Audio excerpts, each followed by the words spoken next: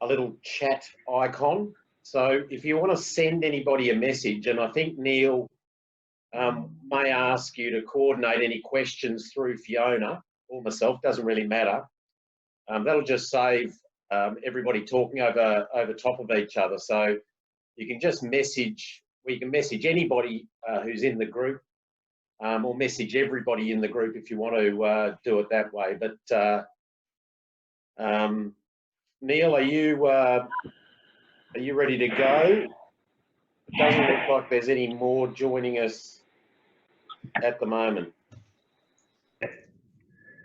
No worries. I think that, yeah, the main thing is we've got a little bit of information we want to present, but really, as Doug said, the idea of today is to just, I guess, have an opportunity for everyone to get together, have a bit of a catch up to try and, from a social point of view.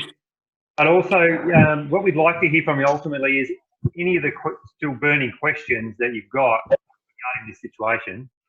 If you could just send them through on the chat, and we'll just pull all those together, and then Fiona and Doug are going to use that to send out information. You'll notice over the last couple of weeks they've been sending out an enormous amount of stuff, which has been fantastic, and well done, guys. We've done a great job of that. So basically anything I've been finding, I've been getting sent from various parties. I've been sending to them, and they've been aggregating it and turning it into car wash language and sending it out to everyone. So we thought the best way to really keep everyone up to date was to just send information out rather than have lots and lots of individual conversations. Yeah, I guess we're a few weeks ago, we're pretty dumbstruck that we've just come out of the, what we thought we'd come out of the water situation and come out in pretty good shape from the discussions we'd had with government, etc. And gone head slam straight into something that's beyond well beyond our control, anybody's control. So it's pretty devastating that we've got through that water issue, and then it's rained, and then we've ended up with a virus. But anyway, it is what it is. There was a lot of chatter probably Saturday week ago when the Prime Minister got on and said that there was going to be complete shutdown of non-essential businesses. I think my phone just started to light up from that instant, from all sorts of people wondering whether we were essential or not. My take on it is the government have backed away from that commentary a little, and because I think Monday morning they woke up and saw the queue down at Centrelink and went, my God, there's a lot of people that this is affecting. They came out of their bubble in Canberra and realised if they shut down all the non-essential businesses, that the definition they originally had, the whole country was going to stop and there'd be people wanting their handout. So they seem to have changed that and over the last 10 days, and it's come more towards they're closing down specific industries, and they're really just focusing on where people congregate. Again, this is my personal view. This is not anything else other than that. And then also you've got the states laid over the top of that.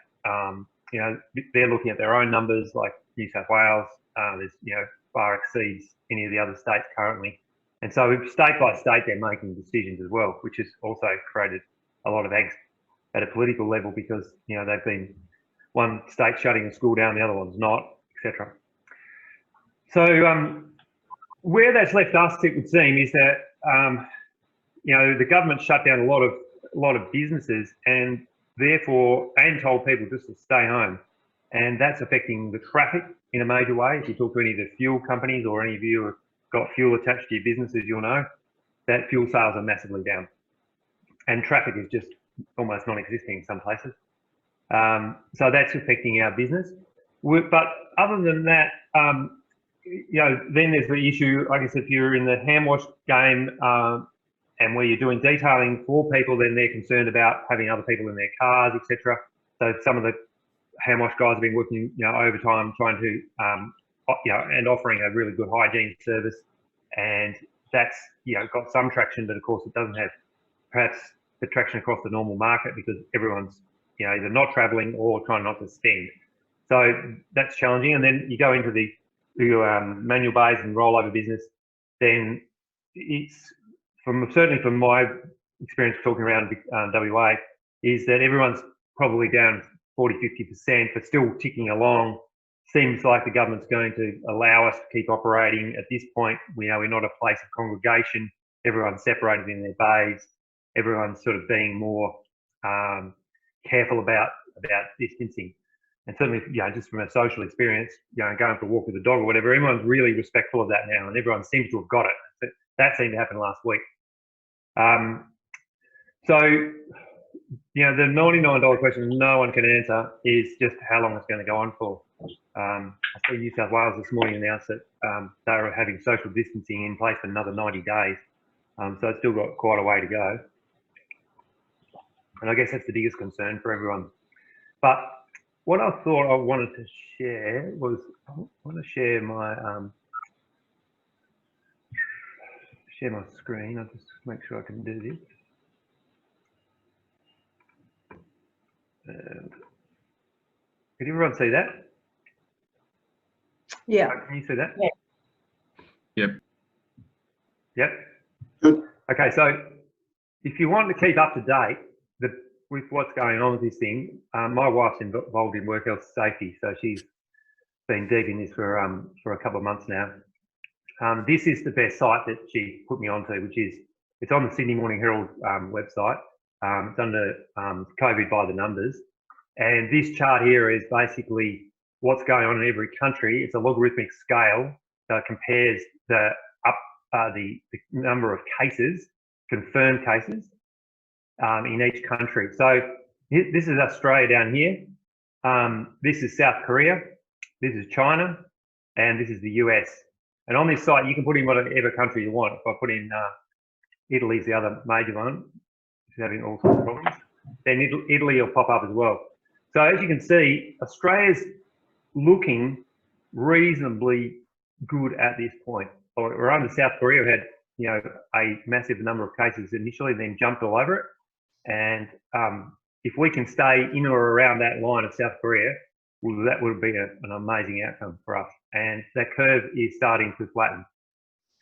So if you look at that then on a state basis on this site, you can't do the same thing. This is just each line. So New South Wales, as I said earlier, has got a caseload that's higher, some of which has come out of cruise liners, etc.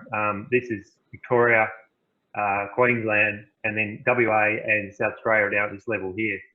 Now, so this was very much going to be a state-by-state outcome. I think WA seems to have flattened off incredibly in the last last few days. Going down to we've had single-digit growth in a couple of days. So I think what's going to happen is we're going to get a state-by-state response in terms of just as they let this thing off, let the pedal off. It's most likely going to be a state-by-state result.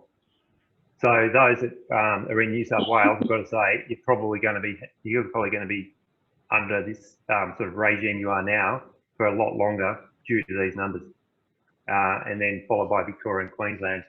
And for those of us in WA, South Australia, I think we could find that the government changes the policy because we've got borders shut down, that the government suddenly just says, right, we actually need community or herd immunity, as it's known, best. So they want people to actually start getting this thing because they know that they think they've got, the most susceptible are locked down, and they need everyone else to get it.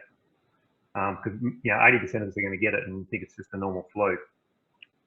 So that's what's going to be interesting from this point forward as to when each of these states does their next thing. I noticed there was a bit of rhetoric from our health minister yesterday saying, that because everyone's getting a bit excited that their curve's really starting to drop off, and he's trying to keep everybody's attention on social distancing. So I expect that'll be our rhetoric for the next couple of weeks at least, until they make a decision about what they're going to do. So this really is going to be what's going to impact people's mobility, and when they start to say, well, we can go back to work. So I think across Australia, we're going to see a very different each of the states. That's, again, just my personal view of reading all this. But if you want to get on this site, it's really good information. It's updated every day. It's done by Johns Hopkins University out of the States, collecting the global data. It's really easy to see what's going on with this, and particularly this graph here.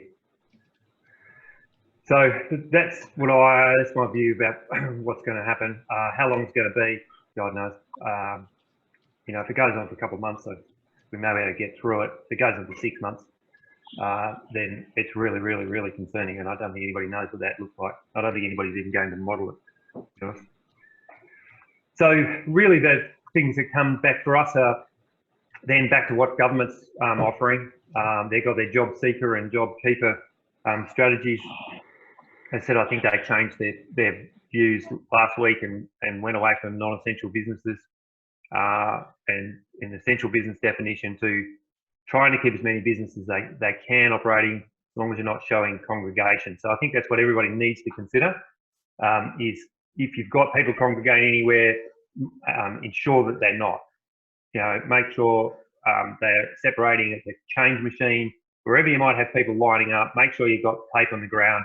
At least if there happens to be somebody from health department or a whiny customer, then you can say we're making our best effort. So make sure you've got a sign up. Make sure you're showing that you are doing your.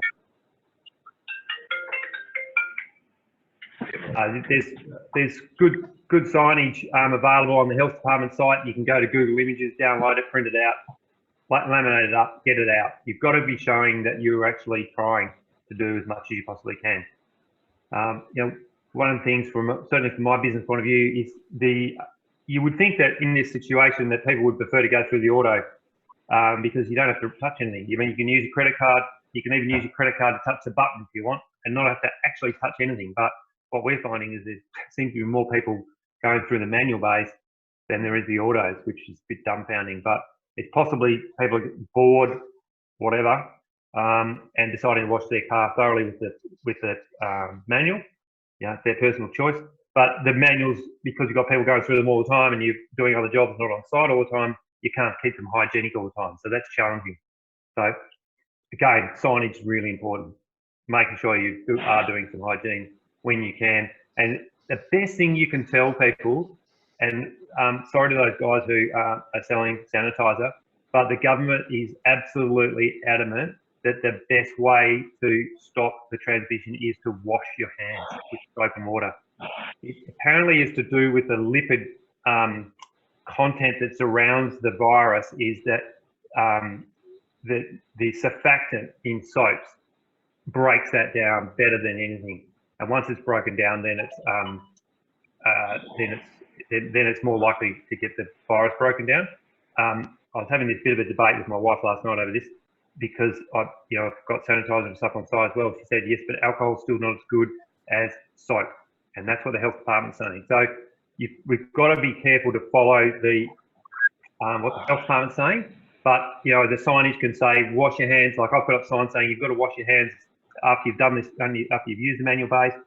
Wash your hands or use sanitizer. But the health department's been absolutely categoric that washing hands on a regular basis is the best mechanism, and apparently that's the technical explanation of why.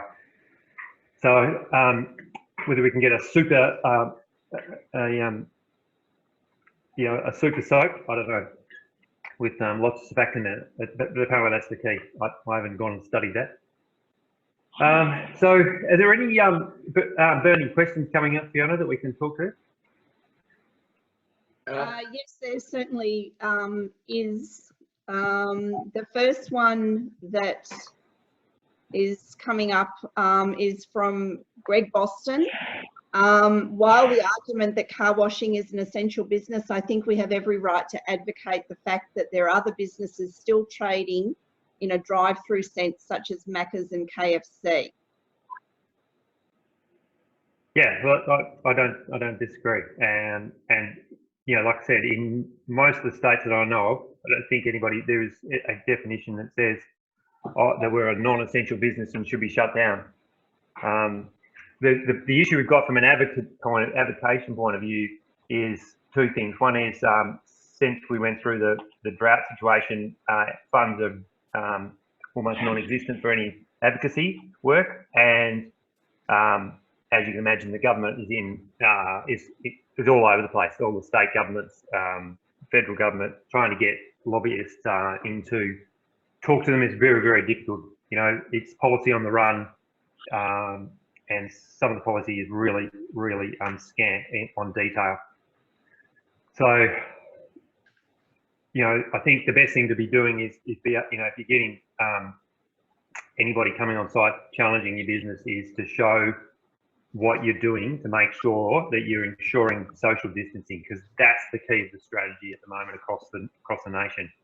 So point to the things you're doing and saying, these are the things we're doing in our business, because we understand how people flow through our business, and these are the things that we're doing to ensure that we're minimising the community transfer and transmission.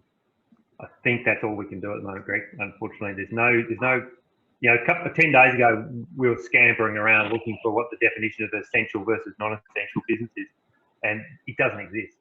Doug's been looking for it for days, and doesn't exist as far as we know. Again, if anybody can find it, please send it to us. I think Doug put out even a note saying if anybody can find that definition, we'd love to know what it is. So it's all about proactivity, and most of that is what you can do locally. So I have been tic-tacking with, I think Doug has as well, with the guys in Sydney we use for the lobbying. But yeah, like I said, our biggest problem is we struggled to get them paid last time, let alone throwing another big project at them. Neil, Neil. And oh, sorry, go ahead, Doug. Sorry, I was just going to say, Neil, most of the questions that are coming up are around the JobKeeper and other perhaps government initiatives.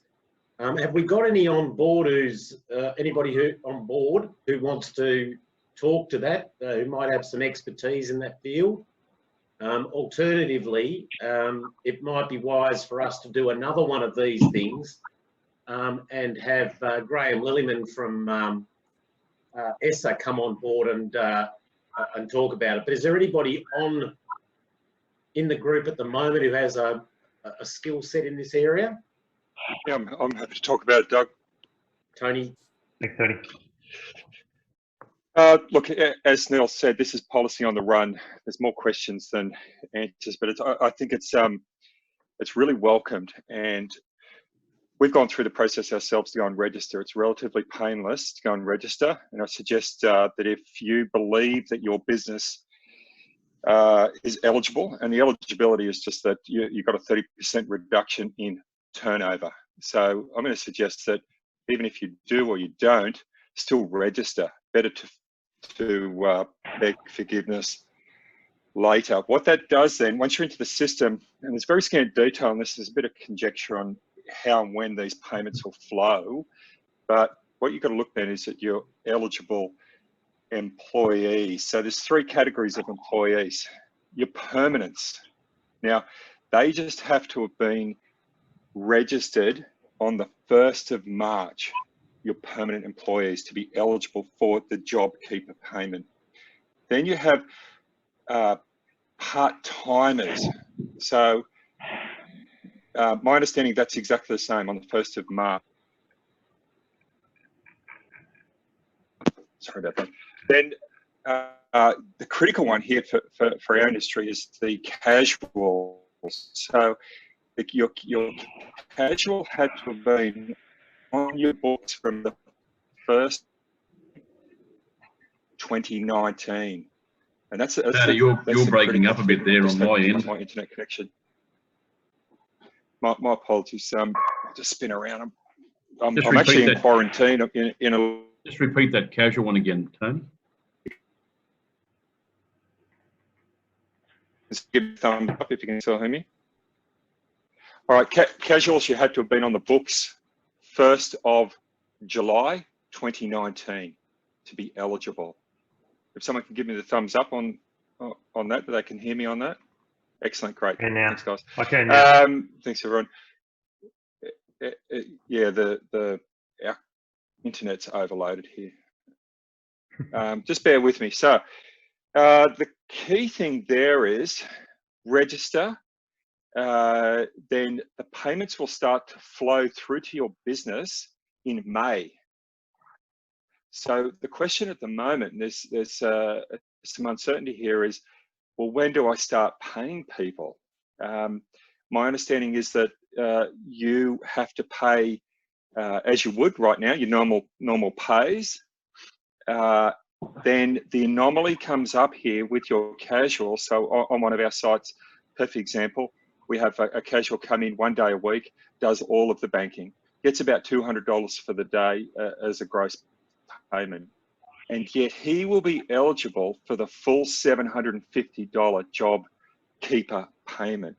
We'll have to do the work of effectively Centrelink, register the person, collect the money, and then we have to disperse the full amount to that casual, the full $750. It just doesn't make sense. The bit of knowing the accounting profession, we've gone back and said, this doesn't make sense. We need some clarity on here. There's a fair bit of confusion there. The other part of that is, if you've laid already some people off, which we have, casuals, then if they've already gone for the job seeker payment, what's the interaction there? They may have more than one employer. It's going to be, they have to then nominate. There's some really challenging things here. What's clear to me is that the Centrelink system is overloaded. They cannot scale up for the size of this. And then the JobKeeper payment came out to push it back onto employers and then effectively fund it out of our own pocket until we get paid in May. Now, I hope that's not the case, but if you've got casuals that don't have work, then obviously they're going to need the money. It's quite challenging times, as Neil said, policy on the run.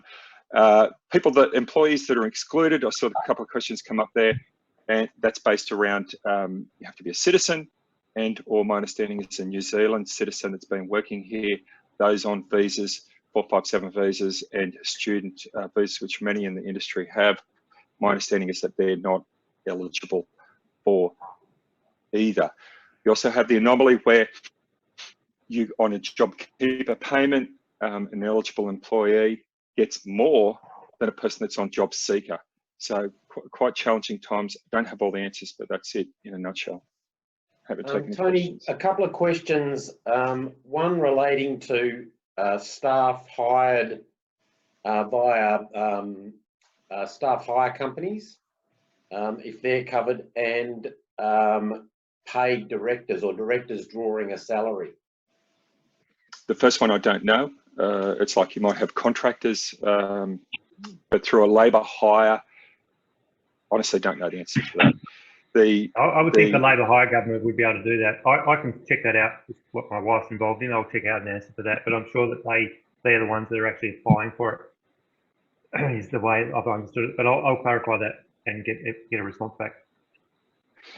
So the other side of that is the mirror image of that is, we've got a little subcontractor supplies us with an ABN, and she does all of our marketing. If we cut her, then clearly she's not eligible for the JobKeeper. The one on directors is I suggest check with your accountant, but my understanding is that if you are on the books and you are on the books at the 1st of March, then yes, a perfect example, if you drew say a salary of through the PAYG withholding system on your BAS of say $500, and I do that through one of our entities, it's a nominal payment, I'm going to get the $750. And all of that $750 has to flow through to the employee, regardless of the amount that they receive. So yeah, there's some crazy anomalies here. It's not perfect, but hopefully it'll get us through this situation.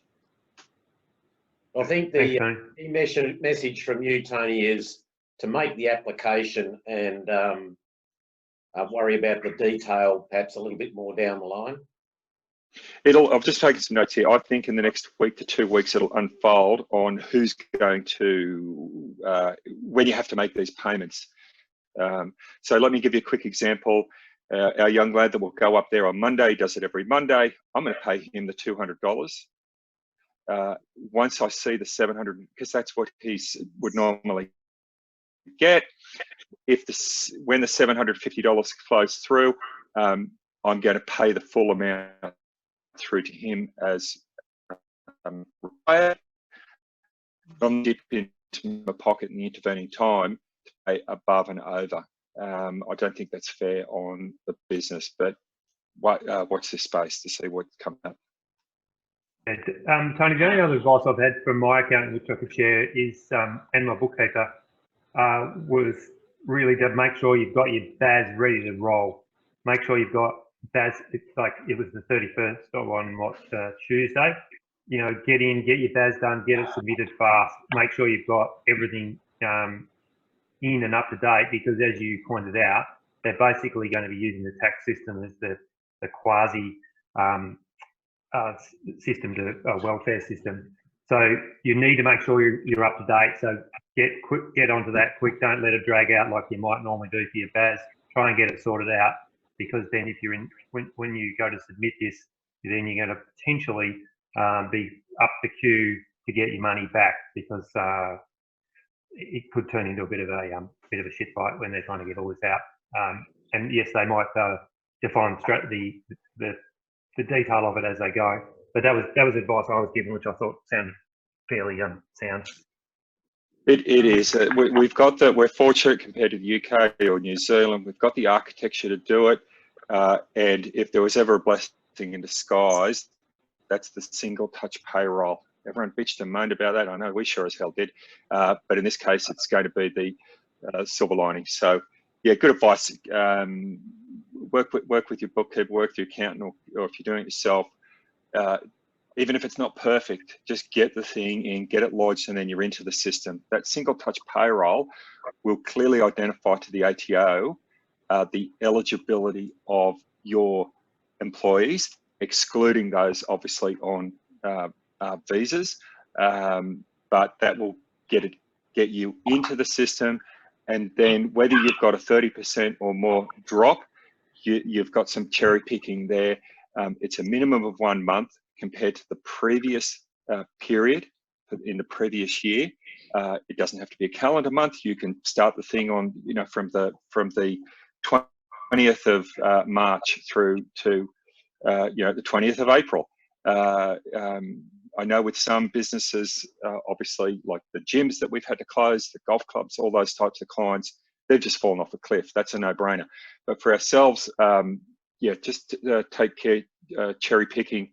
I've got a situation where we've merged 2 entities together.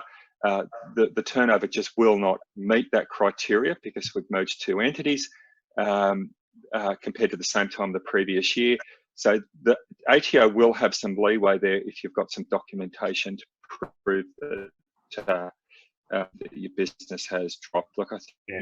Tony, you probably said one other thing there. Unless you're in health, IT, or those. Yeah, sorry about that. Trying not to cut over you, but you're jumping in and out a bit. But the single touch payroll is the other thing that you need to make sure you've got registered and up.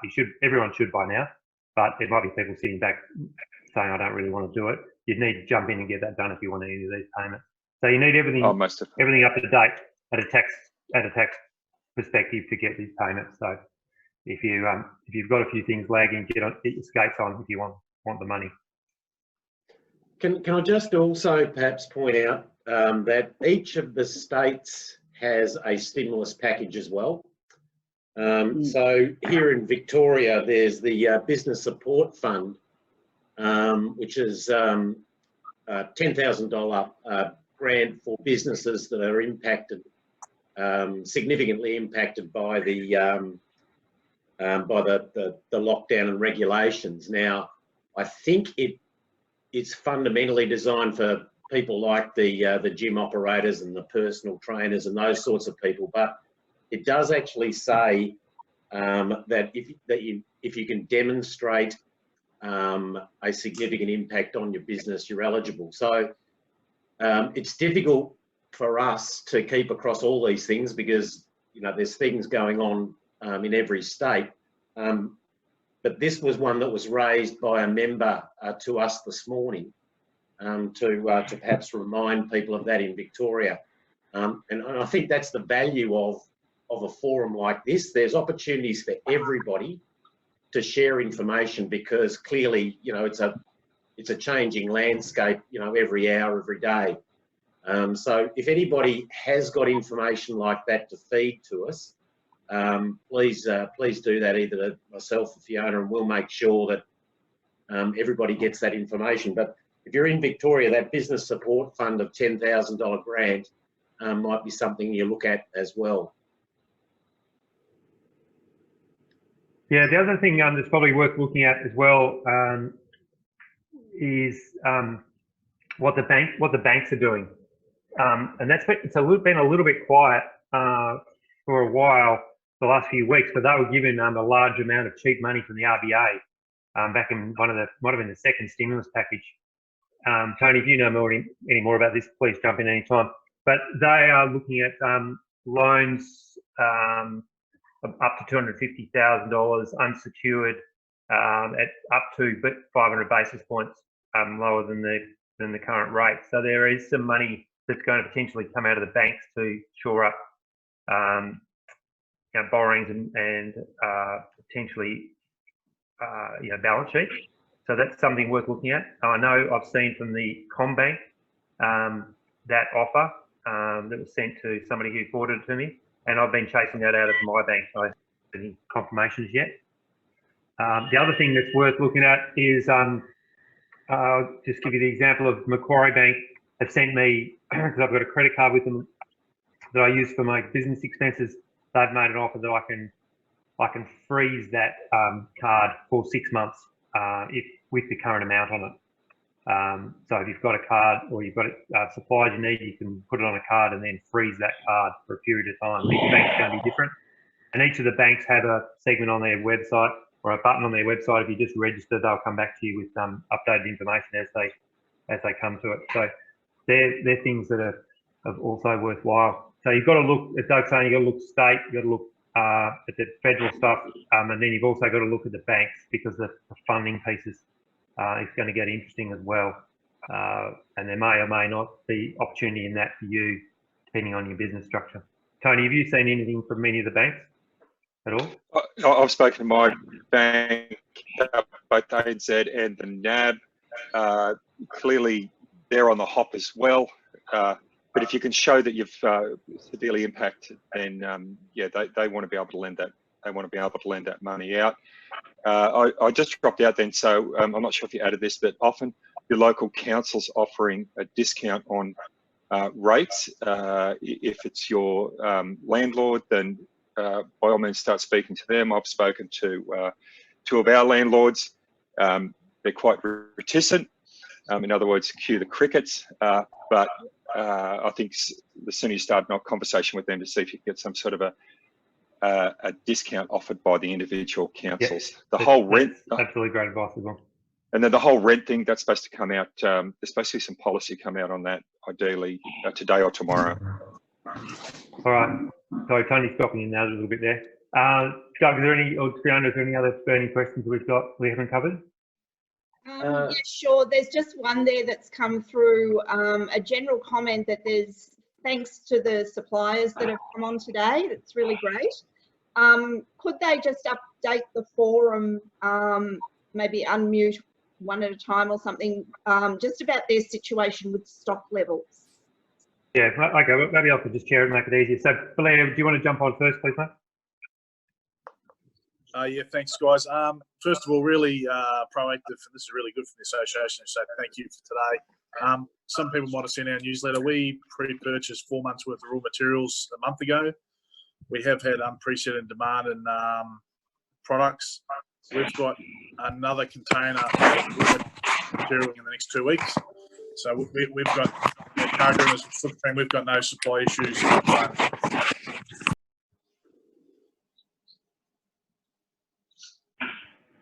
Just hang on a second. Wayne, yeah, it's a bit muted. Okay, keep going, Blair, sorry. Yeah, so we pre-purchased 4 months worth of stock, raw materials last month. We have had unprecedented demand. That's really been chewed up, but we've got another container. We've got all assurance from our raw material providers here in Australia that we've got stock. We've got blanket orders in place. One thing we have had trouble with is getting even the drums, the cubes. We've run out of labels, but we have got that all back in place. So we're, from cargo owners and slipstreams point of view, we've got no supply issues. I think I can stress to everyone, I'm sure the other suppliers will do it, there's a lot of people are are certainly panic buying even in car wash chemicals, and from our point of view, there's no need to. Okay, good. What about logistics, Blair, about getting across the country? How are you dealing with getting to South Australia, WA? We haven't. Well, we've got warehouses in every state, so that's not really an issue to us. But we have had no issues as of yet. Transport is an essential service, obviously, so the border crossing is no issue. So Okay. no, we don't see any problems there. Okay, good. Dave Moynes, can I throw to you for Velocity's point of view, please, mate? Yeah, sure. Thanks for that. Yeah, and thanks for organising this. From our position, we've got plenty of stock. We can make it through for quite a long time. We've got more containers arriving today, actually, so that's not an issue. We also make a considerable amount of our product locally here in Australia, so we're not restricted in that respect either. There have been some delays with freight, and freight is still getting through, but there can sometimes be hold-ups. Social distancing with inside some of the distribution centres has delayed things a little bit. But we also have warehouses in in Western Australia, Victoria, Queensland, South Wales. So we have local supplies as well as plenty of stock on hand. So it's not an issue for that. And thank you to all of our customers for working with us as well. We really appreciate it. Yep. Okay, great, Dave. Ken, do you want to talk from your point of view at Shyness, please? Yeah, no worries. Thanks, Neil. Yeah, all good with us. We've got plenty of supply. We've got containers arriving next week.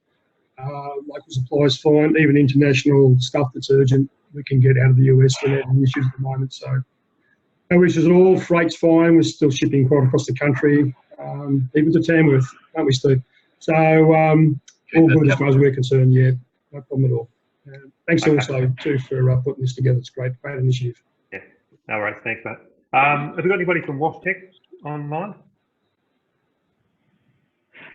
I just have to scroll through your pages there, Neil. There's about, I think we've had 65 or 70 people on board, which is. Hi, Neil. It's Morris. We've been up to 75. It's amazing. Thank you. Sorry, I think we've got Ryan coming on. You go, Morris. That's fine. You want to go, Ryan? No problems. You can take centre stage. No problems. Don't find out her voice. All right. One of you could jump in, it'd be great. Thanks. Yeah, sure. Look, on the WashTech front, everything's okay. Look, all of our factories are still operational at this point in time, and there's no supply issues. There's no issues with getting things into the country.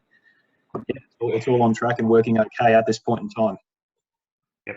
Okay. So no issues. Great. Thanks. All right. What about from ProWash? Have we got anybody on from ProWash? Yeah, we have. Someone like to just talk about ProWash, please? Hi, how are we, everyone, this morning? Hi, good morning. Yeah, we have no issues here at ProWash. Fully stocked, containers, no problem getting product made out of the US. So it's business as usual from our side. So, yeah. And again, no problems with border at all? Not into WA, South Australia? Yeah, all 3PL warehouses are fully stocked and stock out of WA, Queensland, and throughout Australia, no issue at all at the moment. So business as usual. Oh, excellent. Very good.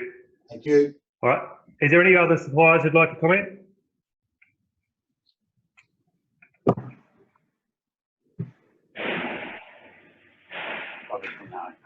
No, everyone's happy. Fiona, any other burning questions we're getting? I just wondered if we could just go back to just those general comments about the scenarios with payments. We have on board at the moment Ben Haycroft, the Queensland supplier member from Workplace Central. Ben, would you like to make any comments on those questions that have been scrolling up? And I see you've been answering some of them as they go through. Thanks, Fiona. I suppose just quickly, I'm deemed to be in a labour hire relationship. I'm deemed to be the employer. So as far as the JobKeeper allowance goes, it's up to whether I qualify. Now, like I said, the devil's in the detail, and there is no detail thus far from the government. I'm sorry, I shouldn't say thus far. It's a little bit sketchy.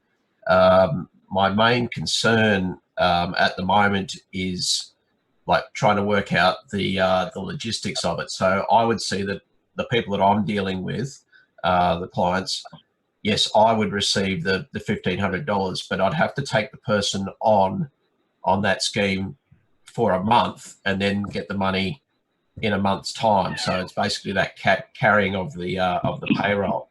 So from our point of view, there's 3 scenarios where the person goes home, doesn't work. One, they do a little bit of work, and then the third one being they're doing more work than what they normally would be. We're not jumping at this yet until I get a bit more detail with regards to. It said that a person is up to 6 months on this scheme. I'm thinking, well, why, if you did sign up for this, why wouldn't you keep the person on for 6 months unless someone can ask? That the other end of it hasn't been explained as yet. I see it as a some of my clients come to me not in this industry, and they can see there's a big advantage in carrying that pay run for a month to keep their doors open for the thing, but then with the proviso that on the other side of that, then these payments kick in, and they could have like 5 months of basically subsidised labour. So that I just thought I'd give you that thought process from mine. So if you're employing people, that's my reading of it thus far. But of course, I'll as more detail comes to hand, we'll be working on it. So is there anything else you wanted to know from that, Fiona?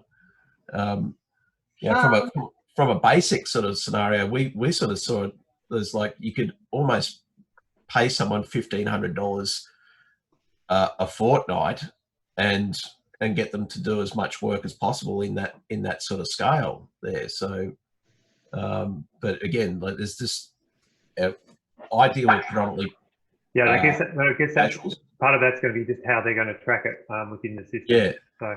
Yeah, well, I know they're linking everything back to. Sorry, I didn't mean to talk over you. They are linking everything back to the single touch payroll scenario, but yeah, again, like I don't want to jump down that rabbit hole because basically that's a lot of money to put out on not knowing what it's going to look like at the other end. So and I think one of the earlier comments was, do we want to come back to this maybe in another couple of days or a week's time when we might know a bit more detail? And that rings truest to me at the moment. So Ben, when do you think that should be? Because this is clearly the biggest topic for everybody at the moment. So should we make that week or a couple of days? Well, at the moment, stuff's coming through on a daily basis. So even like I've noticed stuff with the local Queensland state government. They changed stuff in the OSR site from Friday during the day. So the original document that I looked at said that payroll tax would be refunded for the months of January and February. And they've changed that now to November and December, and they've got the wording a payroll tax holiday. But then there's another word called deferment. Is a holiday a deferment? So you can see, like, it is definitely policy on the run. I would have thought that we'll know a lot more. What are we today? Thursday. We'll know a lot more by the mid next week with regards to that. I think some of the sites I've spoken to are the shutting down on certain days, which makes a lot of sense. So I think there's a great advantage for us to sort of keep going and get through, but until we sort of know what we can predict, that is the big question at the moment. So these sorts of meetings are absolutely perfect because it's a sharing of ideas. So I'll leave it with you guys. My thoughts are we'll know a hell of a lot more by Tuesday or Wednesday next week about how that JobKeeper scenario happens. I haven't had a chance to actually read this morning's updates, but we're told the 1st of May. Is that, well, when do the first payments come through from your the second stimulus package where they're going to the businesses? Is that done exactly on the day that that you would normally submit your BAS? I don't know. So again, I'm relying on my accountant for that sort of stuff. Yeah, I've got an answer for that, Ben, if I can come Oh, over the thank top you. there. So the second stimulus package, the refund of your, in inverted commas, refund for your PAYG withholding, firstly, it depends upon whether you're a monthly lodger or whether you're a quarterly lodger. Most people be quarterly lodgers. Let's tackle that first. It's a credit. It's not a refund. What it means is it will be credited against your BAS. So if your BAS is normally, say, $50,000, if your PAYG withholding for that period was $10,000, you only have to pay the net amount. Monthly, everyone will be eligible for that second stimulus package for a minimum of $20,000 broken up into two parts of $10,000 each. The maximum amount that you're eligible for, depending upon your PAYG withholding, is $100,000. So obviously there's some opportunity there to manipulate that. I've already been asked to do that as an accountant. Just take care if you're looking at that. Obviously we don't recommend that because there's integrity measures in place for the ATO to pick up on that. Can I share a quick horror story yesterday where a friend of mine who is an accountant said he had a client who has a very lucrative business, earns a lot of money, but in the last 2 weeks he's decided to put himself on PAYG, pay himself a huge amount of money and qualify for this scenario. And then he put it in writing to his accountant that I'm only doing this to take advantage of this situation. And my friend who passed that on to me as an accountant sort of had to call him and say, do you understand what you've just done? Like, you've basically just signed that you're trying to circumvent the rules. So therefore you will be caught, and you won't be caught, in July, you'll be caught in July 2022. So that's when the algorithms all catch up as far as, well, that's my intel about it. But yeah, I agree with he's that put it too, in writing that he's circumventing the situation. Okay, guys, so, could I just suggest, Doug, that we talk to Graham and ask when he thinks he'll have an update, and then once we've got him ready to go, then we pull together another Zoom call, specifically looking at the IR piece, and then maybe by then we might have a bit more information out of the JobKeeper that Tony might be, or others might be able to update us on. So I think we're going to be driven by what Graham thinks he can do. Yep. There was one other comment, I think, that came up on the questions everybody can probably see about social distancing in the self-serve bays, and if it was wise just to allow one person out of the car to enforce that sort of 2 metre distancing. And that, I mean, to me, that just seems like an eminently sensible thing to do. But really, it plays towards the point that everything you can do to avoid or maintain these social distancing ththings, regulations, is vitally important. I don't know how many of you are on Twitter, but it seems to me that the community have become the biggest, Australians have become the biggest dobbers known to man, posting photos of people too close together, and it's insane. So whatever you can do to avoid that situation, I think, is a great initiative. That's right. Look, I think, sorry, before we jump in, Rick, I think that's been done by, like, the banks. I was at the NAB a couple of days ago, 5 at a time inside the bank. That's not something that someone's told them they have to do. They've just taken the initiative of going, well, we can only, if we have 2.5 metres between each person in this space, we can only have 5 people. And so they've taken all these things and started to implement them. Bunnings, had a queue outside, 1 in, 1 out. Like, you've really got to take the initiative here. It's not going to be laid out as black and white to everyone. I think you've got to make sure, if you think it's better to have people 1 at a time out of their car, put up a sign, say, we suggest for social distancing that you only have 1 person out of the car. Show that you're showing some initiative. So if someone comes on your site, you can say, these are the things I've done. Whereas if someone comes onto the site and you've got nothing, you've got no defence. It's a little bit like, think about it like a work health safety situation, which it is as well, but where you've got a work cover or work safe, whatever, walks onto your site, You need to show initiative. That's the key thing every time. What have you actually done to protect your employees, to protect your customers? And you walk around, you say, I've done this, I've done this, I've done that, I've done that, here's my signs. You're going to be left alone. You're not going to end up on Twitter, as Doug's suggesting. So don't just sit back and wait for someone to come in and close it down. Get on the front foot. That's what we're suggesting. Just following up from that, Neil, yeah, quite correct. And one of the washes I take care of, we just flooded the place with laminated signs, all the bays, the tunnel, vacuum areas, everywhere that they can read it. We've actually put a description on there, what we're doing on site, how we're deep cleaning. We've got the suggestion, one person out of the car per bay. Bins, I mean, we've got people coming in with their own spray, that's fine. But we've just flooded the whole site with signs laminated so they can see it, they can read it. We've got tape on the ground behind the change machine, and that's all on Facebook, the whole lot. The more information, the better. And as Neil said, you'll cover yourself without a problem because they can see you being proactive. Now, we've been doing that now for about 2 weeks and good feedback from the customers. Another thing also, just remember your night time. We're getting a lot of people coming in at night time after they would normally do. So earnings at night time will probably increase, but any preparation you can do for nighttime people, I know you can't put gloves up or that sort of stuff because I get pinched, but anything you can think of, maybe having someone stay back until 6 or whatever, that might help you. Thanks. Yeah, look, this brought me to another point, Richard. One of the key things to think about is, I think one of the biggest transmission agents is going to be money. So cash, tokens, all those things. You need to really think about who's touching that. You know, do you need your employees touching it at all?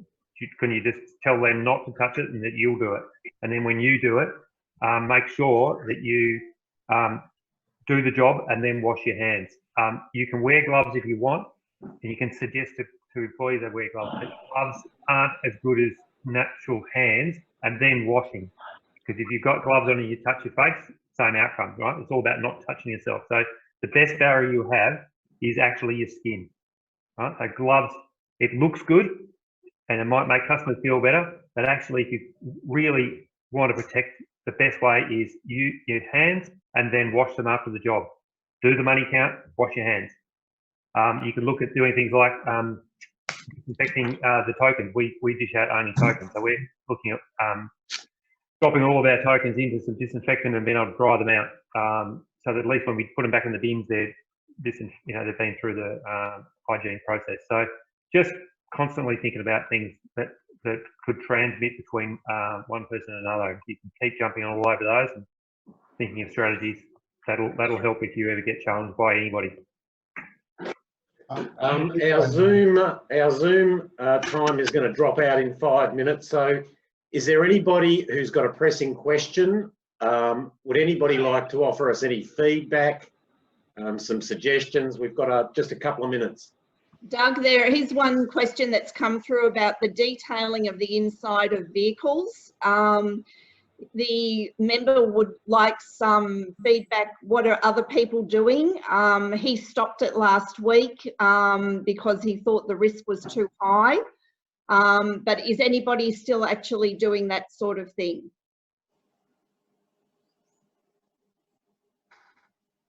Yeah, look, I can comment on one thing. I had a conversation with one of the members up in Geraldton. He does a lot of government cars, and I noticed, I think someone else, Jeanette and Rob, were talking about what they're doing on messages as well.